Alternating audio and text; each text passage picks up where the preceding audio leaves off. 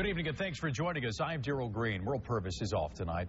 The two young South Memphis boys who raped a toddler faced a judge for sentencing today. And while they did not get jail time because of their ages, they were taken from their homes to undergo treatment. Fox 13's Marcus Hunter attended the sentencing. He joins us now in the studio with all the details. Marcus?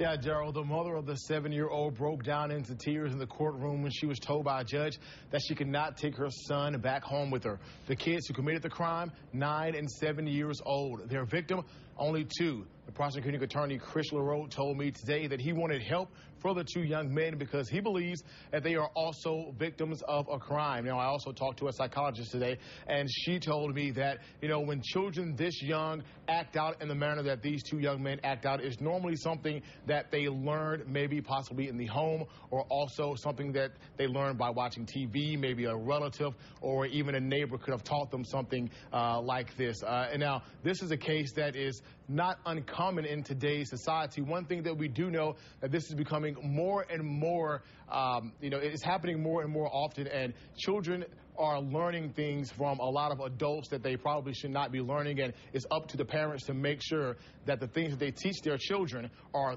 only the right things. Monday at juvenile court, 2 young boys, ages 9 and 7, were turned over by a judge to the Department of Children's Services after a trial last month determined they were both guilty of raping a 2-year-old girl. Judge Dan Michael removed the boys from their home because he said their behavior was not age appropriate. He also said the behavior may have been learned at home.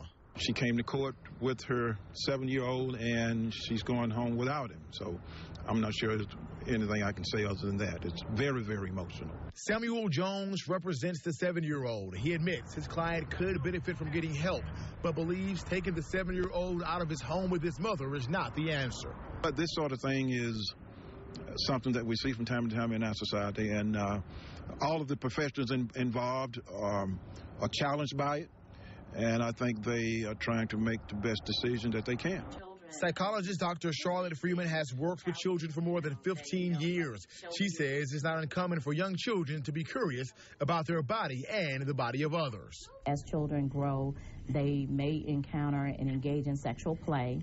But as they get older, when we look at children who have an age gap of more than 5 years, then we start to consider other issues in terms of what they've been exposed to, maybe have they been perpetrated on. So children will have sexual play, but as they get older and the dynamic is different in terms of their age, then we start to consider other avenues. But she also says when it comes to the act of rape where penetration is involved, there is when it's a serious problem. That's when you really should be concerned, is when you see children who are inserting objects into other kids, when you see where there is, constant touching of other kids. That's when you should really be concerned. Freeman also told me today that because the victim was only 2 years old, it's unlikely that she will have any memory of the incident ever happening. Daryl? Marcus, I can only imagine that today was a traumatic event for everyone involved. But what about the 2 co-defendants? What were they like in the courtroom today? Yeah, both co-defendants were, they're 9 and 7, but they were a small 9 and 7, no more than 3 feet tall for either of the 2 co-defendants. In the courtroom, the 7-year-old, he was obviously afraid. Earlier on, he asked the bailiff if he can go back outside and be with his mother for a while, and she allowed him to do that. He went outside, stayed with his mother, came back in when it was time for the judge to give his ruling. But and after the judge gave his ruling, the 7-year-old cried just along with his mother. I could only imagine. Now, what are the options for all these families involved now?